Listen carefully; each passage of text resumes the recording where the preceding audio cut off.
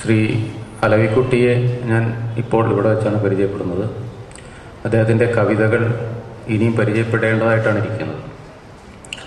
ഇവിടെ ബഹുമാനിയായ അധ്യക്ഷയും റോസി തമ്പിയും അതുപോലെ തന്നെ അൻവറും കവിതയെക്കുറിച്ച് ഒന്നും അറിയില്ല എന്ന് പറഞ്ഞുകൊണ്ട് അതിൻ്റെ മർമ്മത്തിലേക്ക് പ്രവേശിച്ച അഷ്റഫും ഒക്കെ തന്നെ ഏകദേശം വിശദമായിട്ട് ഇവിടെ സംസാരിക്കേണ്ടത്. വളരെ സന്തോഷകരമായിട്ടുള്ള ഒരു അന്തരീക്ഷമാണ്. ഒരു കവിയുടെ ആദ്യത്തെ പുസ്തകം പ്രകാശനം ചെയ്യാനുള്ള അവസരം ലഭിക്കുക എന്ന് പറയുന്നത് ഒരു ധന്യമായിട്ടുള്ള മുഹൂർത്തമാണ്.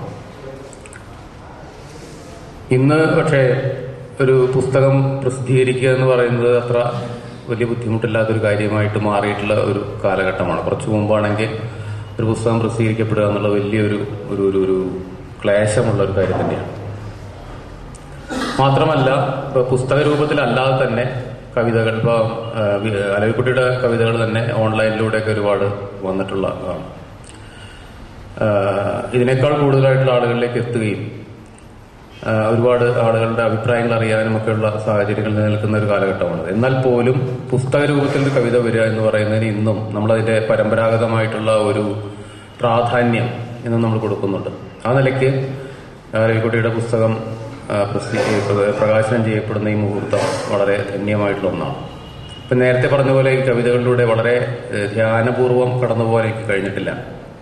ഞാനിതിലെ വെറുതെ ഓടിച്ചു നോക്കിയപ്പോൾ ഇതിലെ ഒരു വരി എൻ്റെ മനസ്സിൽ തടയുകയുണ്ടായി. അത് ഇതാണ്: ഇന്ന് മനുഷ്യരാശിക്ക് പ്രായം തികയുന്ന ദിവസം. എനിക്ക് തോന്നുന്നത് ഈ വരി സക്കറിയ കോട്ട് ചെയ്തിട്ടുണ്ടെന്ന് തോന്നുന്നു. അപ്പൊ ഈ ഇന്ന് മനുഷ്യരാശിക്ക് പ്രായം തികയുന്ന ദിവസം എന്ന് പറയുന്ന ഒരു വരി നേരത്തെ അഷ്റഫ് സൂചിപ്പിച്ച പോലെയുള്ള വംശനാശങ്ങളെക്കുറിച്ചുള്ള ഒരു വേവലാതി, ഈ വംശനാശങ്ങളെക്കുറിച്ചുള്ള വേവലാതിക്ക് സങ്കുചിതമായിട്ട് തലമുണ്ട്, വളരെ വിശാലമായിട്ടുള്ള തലമുണ്ട്. ഇതിനെ വിശാലമായിട്ടൊരു തലമാണ് കാണുന്നത്. അപ്പോൾ മനുഷ്യവംശത്തിന് പ്രായപൂർത്തിയാവുക എന്ന് പറയുന്നത്, ഇപ്പോൾ മനുഷ്യവംശത്തെ മൊത്തത്തിൽ ഒരു വ്യക്തിയുടെ രൂപത്തിലെടുക്കുകയാണെങ്കിൽ നമുക്ക് തോന്നുന്ന ഒരു സംഗതി എന്താണെന്ന് വെച്ചാൽ, ശരിക്കും ബുദ്ധിപരമായിട്ട് വളർച്ച പ്രാപിക്കാത്ത അല്ലെങ്കിൽ ബാല്യം കഴിഞ്ഞിട്ടില്ലാത്ത ഒരു അവസ്ഥയാണ് സത്യത്തിൽ മനുഷ്യരാശിയെ വ്യക്തിയായിട്ട് സങ്കല്പിക്കാൻ നമുക്ക് കഴിയാൻ പറ്റും. അപ്പോൾ അങ്ങനെയുള്ള മനുഷ്യരാശി അതിന്റെ പ്രായപൂർത്തിയിലേക്ക് എത്തുന്നത് പലപ്പോഴും സർഗാത്മകമായിട്ടുള്ള ഇത്തരം കാര്യങ്ങൾ കവിതയിലൂടെയും കഥയിലൂടെയും അല്ലെങ്കിൽ അതുപോലെയുള്ള പ്രവർത്തനങ്ങളിലൂടെയാണെന്ന് എനിക്ക് പലപ്പോഴും തോന്നിയിട്ടുണ്ട്. കാരണം നമ്മളിപ്പോഴും യുദ്ധങ്ങൾ നടത്തിക്കൊണ്ടിരിക്കുന്നു, വംശഹത്യകൾ നടത്തിക്കൊണ്ടിരിക്കുന്നു, വർഗത്തിന്റെയും അതുപോലെ വംശത്തിന്റെയൊക്കെ പേരിൽ ഇപ്പോഴും നമ്മൾ പോരാടിക്കൊണ്ടിരിക്കുന്നു. ആ നിലയ്ക്ക് നമ്മൾ അങ്ങനത്തെയുള്ള ഒരു ബാലാരിഷ്ടതകളിൽ നിന്ന് അല്ലെങ്കിൽ ബാലചാബല്യങ്ങളിൽ നിന്ന് മനുഷ്യവംശം മൊത്തത്തിൽ വിമോചിതമായിട്ടില്ല.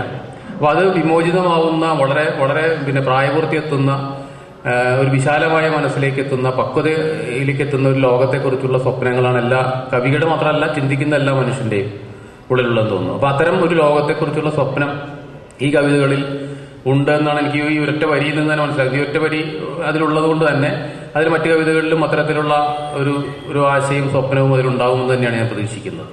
പിന്നെ പ്രവാസിയുടെ ഒരു കവിതയാണിത്. പ്രവാസികളുടെ ഒരുപാട് നോവലുകളും കഥകളും കവിതകളും ഒക്കെ വന്നിട്ടുണ്ട്. പക്ഷെ എനിക്ക് തോന്നിയിട്ടുള്ള കാര്യം, പലപ്പോഴും പ്രവാസ ജീവിതം അവയില്ല, അതിന്റെ പൊള്ളലുകൾ, അതിന്റെ തീപ്പാടുകളൊന്നും നമ്മുടെ കൃതികളിൽ അത്ര അധികം പതിഞ്ഞിട്ടില്ല. പലപ്പോഴും യക്ഷന്റെ ഒരു അവസ്ഥയിൽ, കാളിദാസന്റെ യക്ഷന്റെ ഒരു അവസ്ഥയിൽ നിന്ന് നമ്മുടെ പ്രവാസികൾ അവരുടെ മുന്നോട്ട് പോയിട്ടുണ്ടെന്ന് എനിക്ക് തോന്നുന്നില്ല. കാരണം അവര് പലപ്പോഴും അവിടെ ഇരുന്നുകൊണ്ട് ഗൃഹാതുരമായിട്ടുള്ള ഓർമ്മകളും വളരെ കാൽപ്പനികമായിട്ടുള്ള സ്വപ്നങ്ങളും അവതരിപ്പിക്കുന്നല്ലാതെ ഈ പ്രവാസ ജീവിതത്തിന്റെ യാഥാർത്ഥ്യത്തെക്കുറിച്ച് നമുക്ക് സാധാരണക്കാരനായിട്ടുള്ള നമുക്ക് മനസ്സിലാക്കാൻ ഉതകുന്ന തരത്തിലുള്ളതൊന്നും പലപ്പോഴും കണ്ടിട്ടില്ല. അഷ്റഫിന്റെ കവിതകൾ അതുണ്ടാവും ഞാൻ പ്രതീക്ഷിക്കുന്നു. അപ്പോൾ അത്തരത്തിൽ പുതിയ ഒരു ഭാവുകത്വത്തിലേക്ക്, പുതിയ ഒരു ജീവിത വീക്ഷണത്തിലേക്കൊക്കെ കവിതയെ കൊണ്ടുപോകുന്ന, കടുവാൻ ശ്രമിക്കുന്ന അലവിക്കുട്ടിയുടെ ഈ സംരംഭത്തെ പങ്കാളിയാവാൻ കഴിഞ്ഞതിൽ അങ്ങേയറ്റത്തെ ആഹ്ലാദമുണ്ട്. അദ്ദേഹത്തിന് ഇനിയും കൂടുതൽ നല്ല രീതിയിൽ കവിതാ രംഗത്ത് പ്രവർത്തിക്കാൻ കഴിയട്ടെ എന്ന് ആശംസിച്ചുകൊണ്ട് ഞാൻ എൻ്റെ വാക്കുകൾ ചുരുക്കുന്നു. നമസ്കാരം.